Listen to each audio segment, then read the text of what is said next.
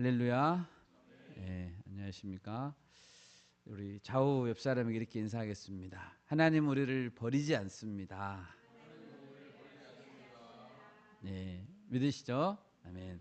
하나님 우리를 결코 버리지 않습니다. 사도 바울은 로마서 10장, 그러니까 앞장 2절, 3절을 보면 이스라엘 민족의 잘못된 열심 그리고 잘못된 판단에 대해서 언급했습니다. 우리 10장 2절 3절 한번 읽어보겠습니다. 10장 2절 3절입니다. 내가 증언하노니 그들이 하나님께 열심히 있으나 올바른 지식을 따른 것이 아니니라. 하나님의 의를 모르고 자기 의를 세우려고 힘써 하나님의 의에 복종하지 아니하였느니라. 아멘. 이스라엘 민족은 하나님을 믿었지만 올바른 지식을 따른 것이 아니었고 자기의 의를 세우려다가 오히려 하나님의 의에 복종하지 않았습니다. 얼마나 안타까운 사실입니까? 여러분, 그렇다면 하나님께서 처음에 아브라함을 부르셨고 그리고 이스라엘 백성들을 이제 번성하게 하시고 또 구원 역사의 중심으로 세우신 것이 실수였을까요? 이스라엘이 하나님께 열심히 있었으나 올바르게 믿지 못했다.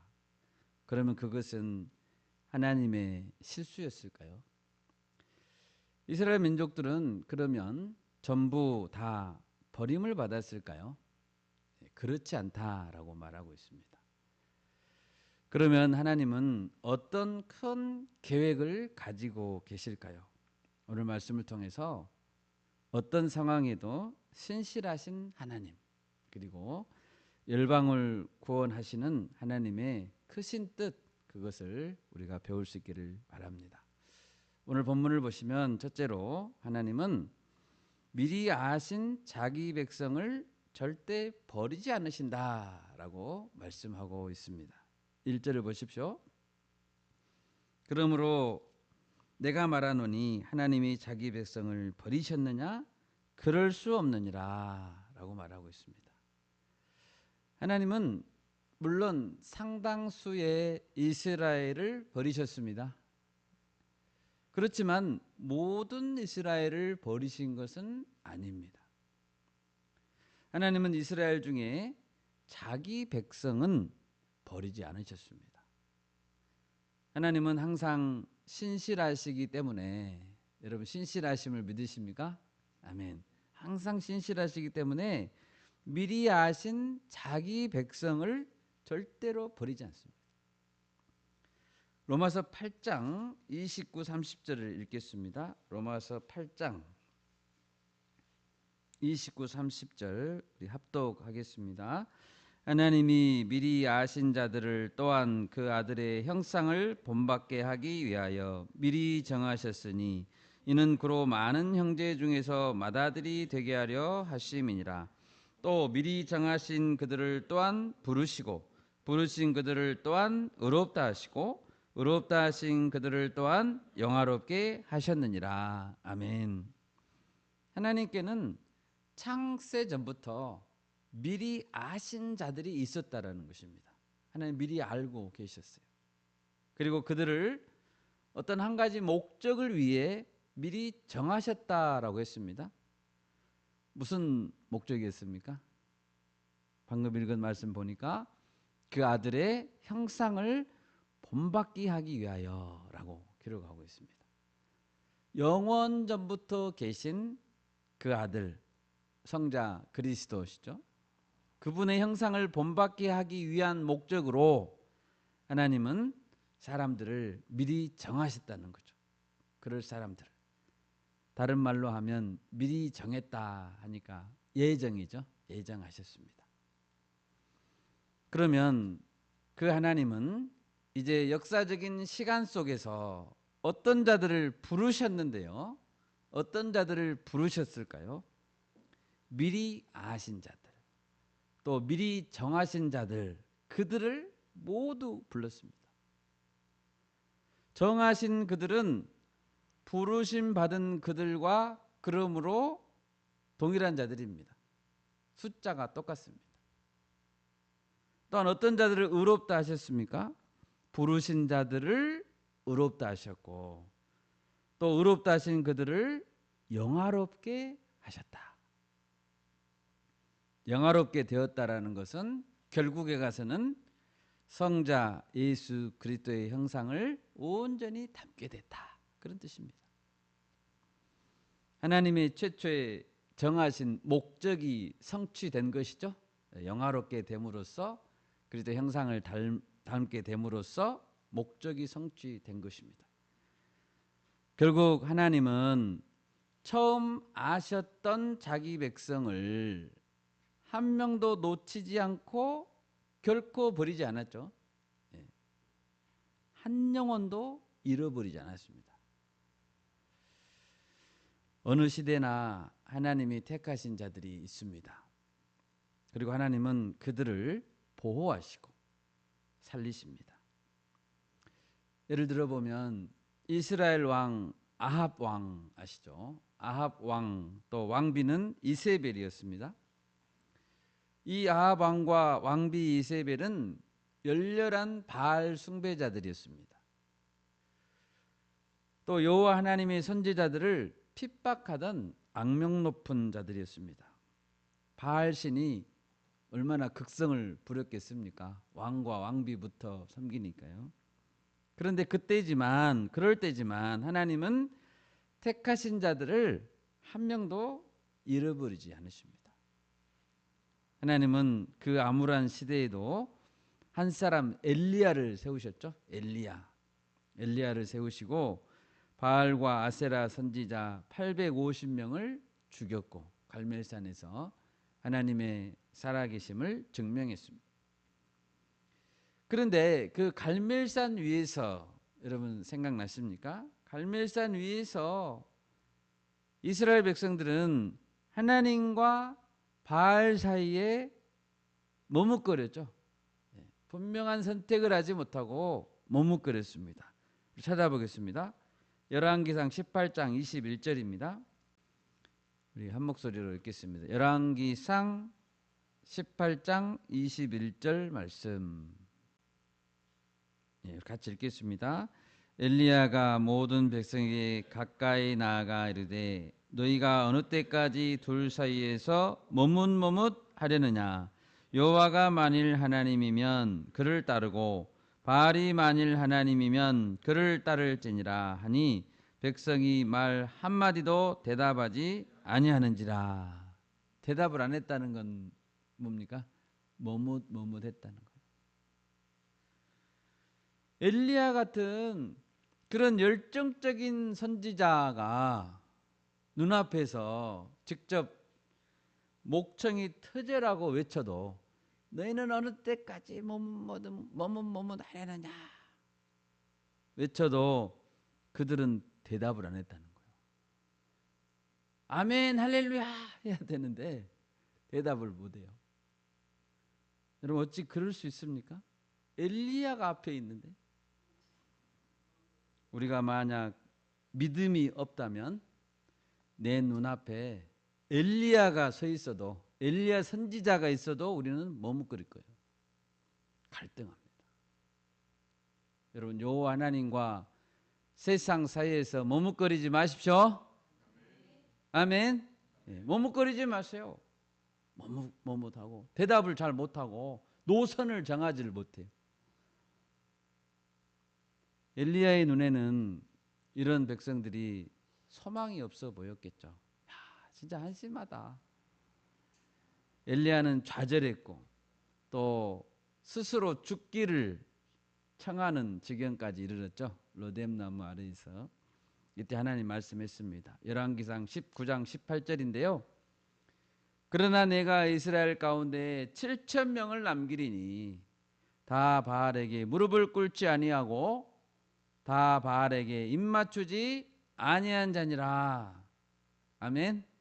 아멘. 내가 이스라엘 가운데 7,000명을 남기리니.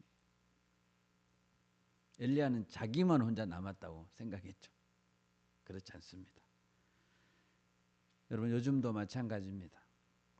한국 교회 또 교계의 거룩성이 약해지는 것처럼 보이고 세상 사람들에게 희망을 주지 못하는 것처럼 보입니다. 기백이 넘쳐야 될 기독 청년들이 패기를 잃어버리고 청년들이 패기를 잃어버리면 다 잃어버린 거죠. 세상과 하나님 사이에서 갈등하는 자들이 많습니다.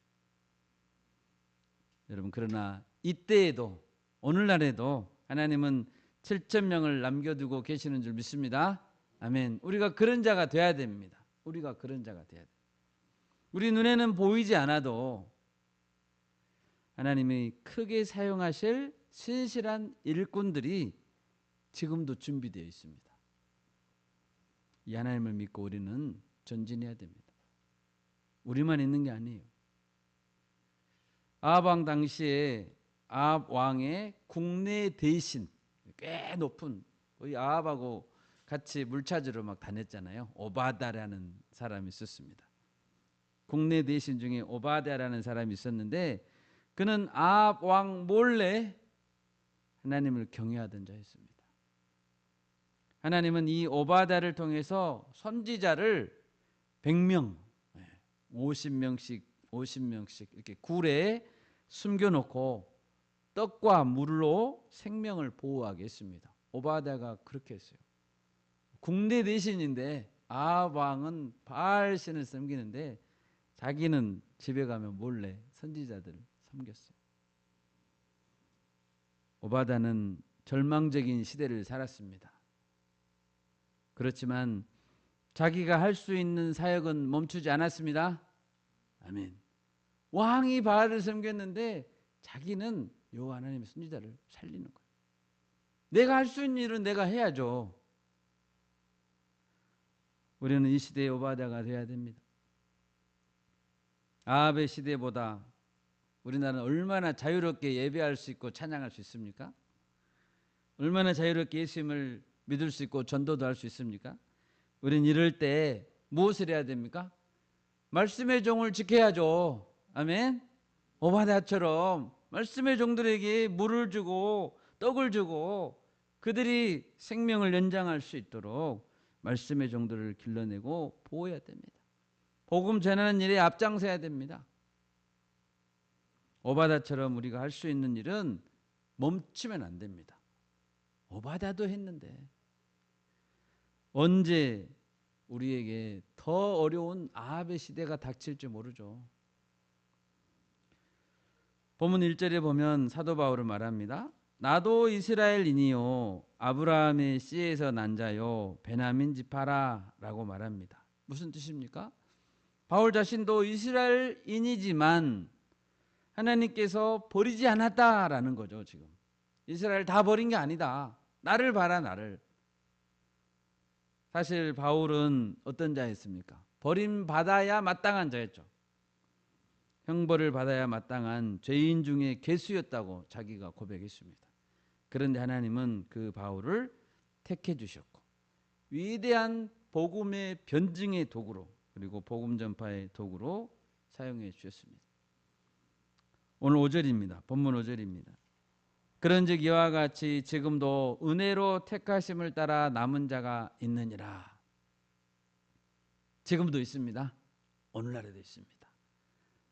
여러분 시대가 어둡다고 시대를 탓하지 맙시다. 아멘. 시대를 탓하지 마세요. 정치를 탓하지 말고 국제 정세를 탓하지 마십시오. 하나님은 말씀하십니다. 지금도 남은 자가 있다. 그리스도인의 숫자가 줄어가는 원인을 다른 데서 찾지 말고 나에게서 찾아야죠. 내 신앙이 바른가? 내가 진리 위에 서 있는가? 내가 먼저 남은 자가 되어야 되는 것입니다. 5절에 보니까 은혜로 택하심을 따라 라고 했죠. 남은 자는 어떻게 됩니까? 은혜로 되는 겁니다. 오직 은혜 안에 머물고 은혜를 붙드는 자가 남은 자가 되는 거예요. 이 시대의 엘리야, 이 시대의 오바댜와 같은 사람, 이 시대의 바울 같은 그런 자들 우리가 되고 또 그런 자를 길러내야 되겠죠. 요한복음 6장 39절 한번 찾아보겠습니다. 요한복음 6장 39절 찾아보겠습니다. 한 목소리로 읽겠습니다. 나를 보내신 이의 뜻은 내게 주신 자 중에 내가 하나도 잃어버리지 아니하고 마지막 날에 다시 살리는 이것이니라. 다시 한번 읽겠습니다. 나를 보내신 이의 뜻은 내게 주신 자 중에 내가 하나도 잃어버리지 아니하고 마지막 날에 다시 살리는 이것이니라. 아멘. 예수님의 말씀입니다. 예수님은 우리 한 사람 한 사람을 너무나 귀하게 보십니다. 너무나 귀하게. 우리 옆 사람 한번 봐볼까요? 한마디 해주십시다. 당신은 귀하십니다. 서로 귀하다고 우리는 자꾸 말해줘야 됩니다. 예수님이 귀하다고 보시는데 우리가 귀하다고 안 하면 되겠습니까? 우리 공동체도 새가족들이 있죠. 새가족들. 그분들도 다 귀합니다. 주일 예배 잘 나오지 못하는 분들도 있죠. 그리고 곧 쓰러질 것 같은 위태한 분들도 있습니다. 저러다가 언제 교회 안 나오게 될지 몰라. 그런 자들도 있습니다. 또 질병이나 가정의 복음화 문제, 또 진로 문제로 지쳐있는 영혼들, 지쳐있는 청년들이 있습니다. 그런데 예수님 말씀하십니다. 내가 하나도 잃어버리지 않겠다라고 하십니다. 아멘. 아멘. 우리가 이 문제를 놓고 열심히 하나님 매달리신 분들을 우리도 도와야 됩니다. 예수님의 심정으로. 예수님이 살리신다고 하셨잖아요. 우리도 그런 자들을 도와야 될 줄 믿습니다. 두 번째로 오늘 본문을 보시면 하나님이 선택하신 자가 있고 유기하신 자, 버린 자가 있다는 것입니다. 7절을 보십시오. 그런즉 어떠하냐? 이스라엘이 구하는 그것을 얻지 못하고 오직 택하심을 입은 자가 얻었고 그 남은 자들은 우둔하여 졌느니라. 오직 택하심을 입은 자가 이스라엘이 구하는 그것, 구원이겠죠. 그것을 얻었고 그 남은 자들은 우둔하여졌다. 바울은 우둔하여졌다라는 걸 설명하면서 8절에서 하나님께서 순종을 거절하는 자들에게 혼미한 심령을 주셨다라고 말하고 있습니다. 이 8절은 이사야의 글을 인용한 것입니다. 또 9절 10절에서 보면 바울은 다윗의 저주, 다윗이 저주한 그 시편을 완악한 유대인들을 향한 저주로 비유하면서 설명하고 있습니다. 우리는 여기서 생각해 봐야 합니다. 왜 어떤 자는 택하심을 받아 구원을 얻고 왜 어떤 자는 우둔하여 하나님을 깨닫지 못하는가? 로마서 9장 21절 22절 한번 보겠습니다. 로마서 9장 21절 22절 우리 한 목소리로 읽겠습니다. 토기장이가 진흙 한 덩이로 하나는 귀 있을 그릇을 하나는 천이 있을 그릇을 만들 권한이 없느냐? 만일 하나님이 그의 진노를 보이시고 그의 능력을 알게 하고자 하사 멸하기로 준비된 진노의 그릇을 오래 참으심으로 관용하시고. 여기 보면 토기장이에게는 귀 있을 그릇과 천 있을 그릇을 만들 절대적인 권한이 있죠. 그릇들은 토기장이에게 어떠한 비난도 할 수 없습니다. 그릇이 어떻게 토기장이에게 비난할 수 있죠? 하나님은 이처럼 모든 사람들에게 절대 주권을 가지고 있습니다. 여기서 한 가지 또 기억해야 될 것은 사실 우리 모두는 가만히 놔두면 버림받아야 마땅한 자들이라는 것입니다. 우리 모두는 가만히 놔두면 버림받아 마땅한 자들입니다. 그러니 더욱더 하나님께 불공평하다고 논할 수 없죠.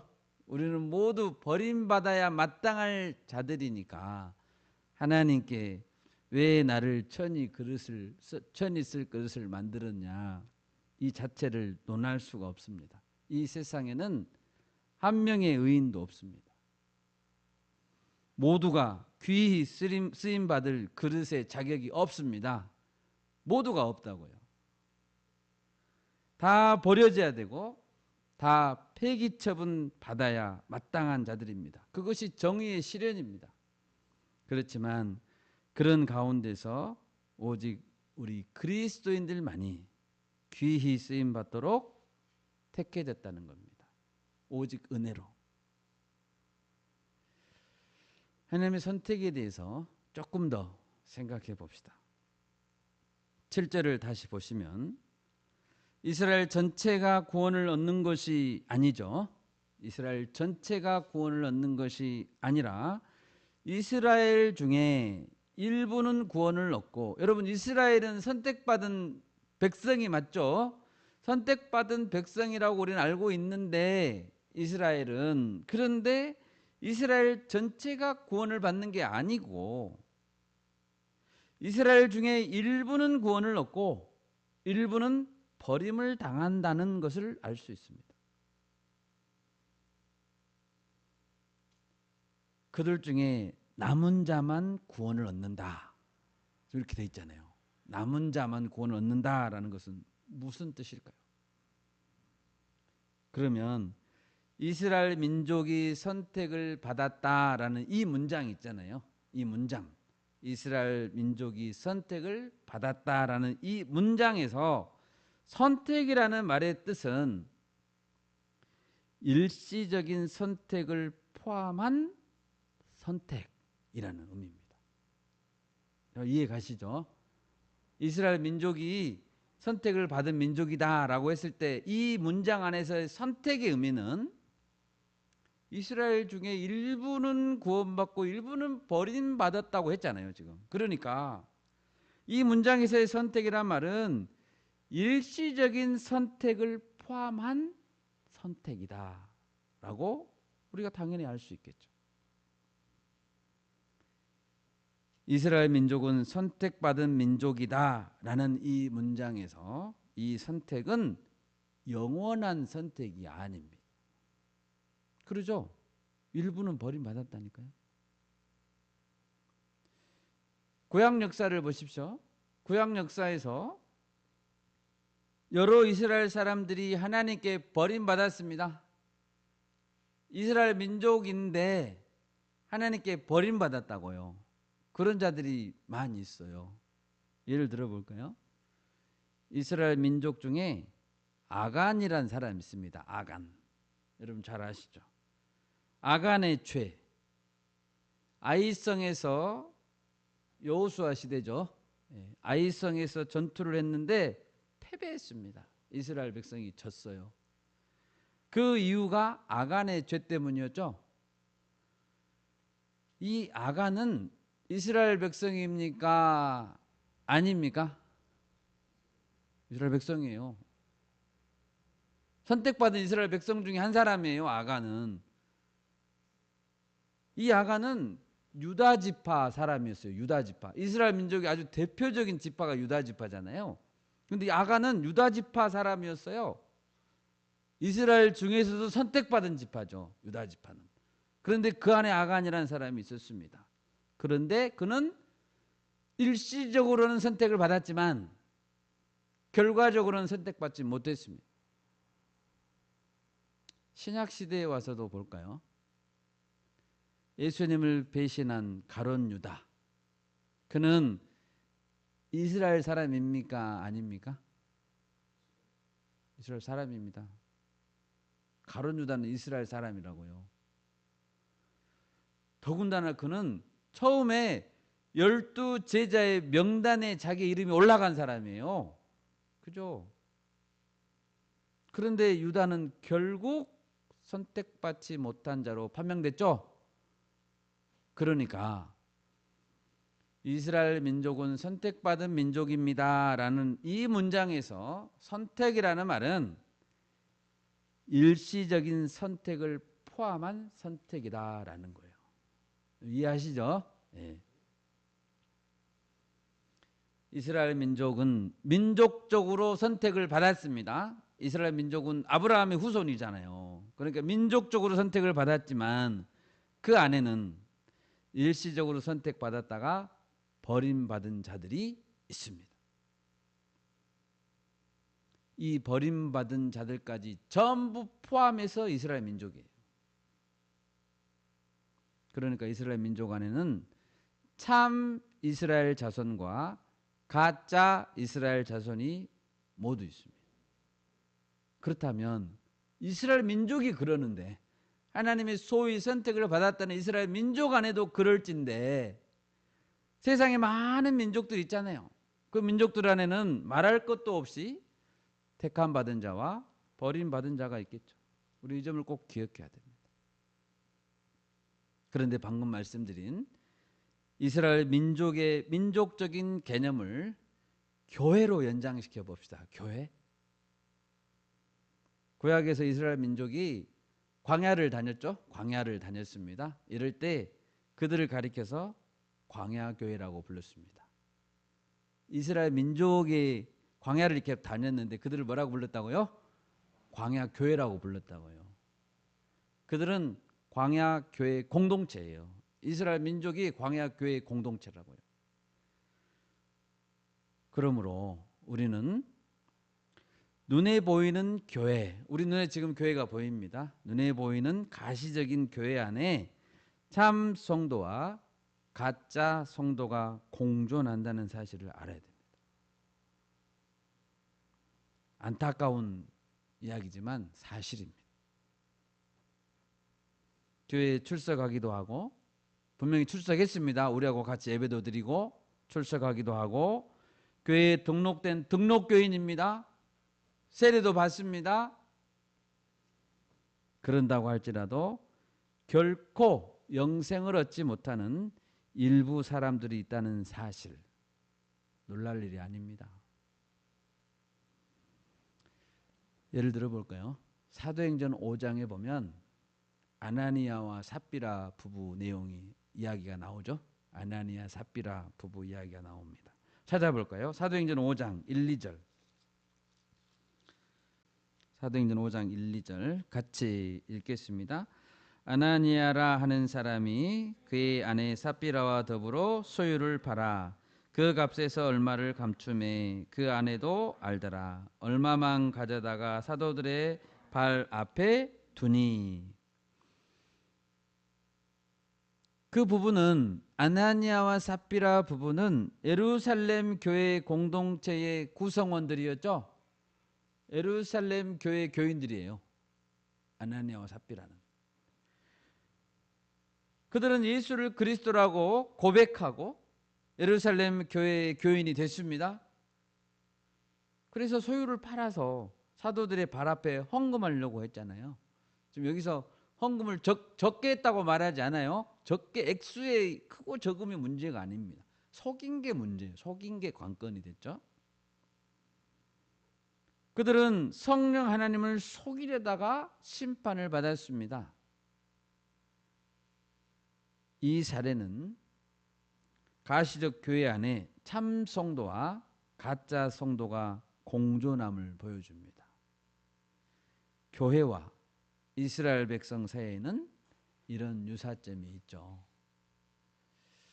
하나님의 선택에 대해서 좀 더 생각해 봅시다. 하나님은 선택하실 때 민족 단위, 이스라엘 민족 또는 종족 단위 또는 가족 단위로도 선택하십니다. 그리고 또한 개인 단위로도 선택하십니다. 개인 단위로. 아브라함을 선택했지만 아브라함의 가족 안에 이삭은 선택했고 이스마엘은 버렸죠. 그랬잖아요. 아브라함의 가족, 아브라함의 자식이잖아요. 이스마엘도. 또 이삭의 가정 안에, 이삭이 낳은 쌍둥이 안에 에서 대신에 야곱을 택했죠. 에서는 버렸습니다. 하나님께서. 개인 단위로도 선택하십니다. 하나님은 가족 단위, 민족 단위로도 선택하시지만 그 안에서 개개인을 선택하신다고. 여기서 오해하지 말아야 될 부분도 있습니다. 하나님께서 이스마엘 대신에 이삭을 선택하시고 에서 대신에 야곱을 선택하셨다고 해서, 그러면 선택받지 못한 이스마엘이나 에서의 자손 중에는 아무도 구원받을 자가 없다는 뜻입니까? 그런가요? 그렇지 않아요. 이스마엘 대신에 이삭을 선택했고 에서 대신에 야곱을 선택했다고 해서 이스마엘이나 에서 후손 중에는 아무도 구원받을 자가 없다는 것을 의미하지는 않습니다. 우리 대한민국, 우리는 아브라함 자손들이 아니잖아요. 혈통적으로 보면. 그래도 우리는 예수 믿잖아요. 얼마든지 과거에는 이방인이었던 자들, 과거에는 에서 후손이었던 자들, 이런 자들이 지금은 예수를 믿고 하나님의 백성이 될 수 있습니까? 없습니까? 있습니다. 그러니까 선택이라는 말을 쓸 때는 조심해야 된다고요. 에베소서 2장 12, 13절을 찾아보겠습니다. 에베소서 2장. 그때에 너희는 그리스도 밖에 있었고 이스라엘 나라 밖의 사람이라 약속의 언약들에 대하여는 외인이요 세상에서 소망이 없고 하나님도 없는 자이더니 이제는 전에 멀리 있던 너희가 그리스도 예수 안에서 그리스도의 피로 가까워졌느니라. 아멘. 과거에는 하나님도 몰랐습니다. 외인이었습니다. 이방인이었습니다. 소망이 없던 자들이었습니다. 그런데 이제는 사도 바울의 복음을 듣고 회개하고 하나님의 자녀들이 됐습니다. 그리스도 안에 있으면 하나님의 성도들이 된 것입니다. 바울이 오늘 로마서 본문에서 일부는 선택되고 일부는 버려진 자들이 있다라고 한 것을 말할 때 바울이 강조하고 싶은 것은 선택에 있어서 하나님의 은혜가 중요하다라는 의미입니다. 다시 말씀드리지만 우리 모두는 가만히 놔두면 다 유기되어야 마땅한 자들이었다는 사실입니다. 우리 그걸 절대로 잊어버리면 안 됩니다. 믿는 자들이 선택된 것은 온전히 하나님의 은혜입니다. 마지막으로 세 번째, 오늘 본문에서 이스라엘 민족은 언젠가는 영적으로 회복될 것이라는 사실입니다. 본문 11절을 보십시오. 그러므로 내가 말하노니 그들이 넘어지기까지 실족하였느냐? 그럴 수 없느니라. 그들이 넘어짐으로 구원이 이방인에게 이르러 이스라엘로 식인하게 함이니라. 이스라엘 민족이 넘어지기까지, 다시 말해서 그 민족 전체가 회복될 가능성이 전혀 없어져 버리기까지 실족한 것은 아니라는 것입니다. 비록 이스라엘 민족의 상당 부분이 하나님을 떠났고, 그랬죠. 하나님을 배반하고 떠났죠. 또 이스라엘 백성들이 예수 그리스도를 십자가에 못 박았죠. 얼마나 잘못했습니까? 십자가에 못 박은 것은 역사적인 사실이지만 그렇다고 해서 우리는 유대인들을 향해서 너희는 영원히 멸망당해야 된다라고 생각하면 잘못이다는 것입니다. 여러분들 유대인들 미워하지 마세요. 예수님 십자가에서 죽였다고 유대인들 미워하면 안 됩니다. 긍휼히 여겨야 되죠. 중세시대 이후에 유럽의 기독교 사회에서는 반유대주의 정서가 있었습니다. 반유대주의 정서. 유대인들을 미워하는 거죠. 기독교 사회에서. 이스라엘 백성들이 예수님을 십자가에 못 박아 죽였기 때문에 미워하는 거죠. 이스라엘 백성들이 예수님을 십자가에 못 박을 때 뭐라고 말했습니까? 이스라엘 백성들이 뭐라고 말했냐면요, 그 피를 우리와 우리 자손에게 돌려라라고 말했습니다. 예수의 피를, 우리가 예수를 죽이는데 그 피를 우리와 우리 자손에게 돌려라라고 했습니다. 얼마나 무서운 말을 그들이 했습니까? 그런데 이런 말씀을 근거로 그들이 이런 말을 했다고 해서 유대인들이 그리스도를 죽였다고 해서 유대인들을 저주하고 반유대주의 정서로 그들을 죽이면 되겠습니까?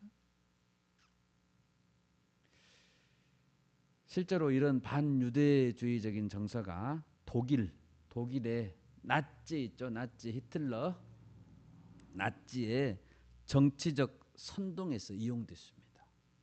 그래서 유대인들을 학살했죠. 홀로코스트의 명분이 이거였어요. 그런데 오늘 말씀에서 보십시오. 그들의 넘어짐으로, 이스라엘이 넘어짐으로 구원이 이방인에게 이르렀다라고 말씀합니다. 이스라엘의 넘어짐은 안타까웠지만 그 넘어짐으로 인해 이방인들이 구원을 받는 계기가 된 것입니다.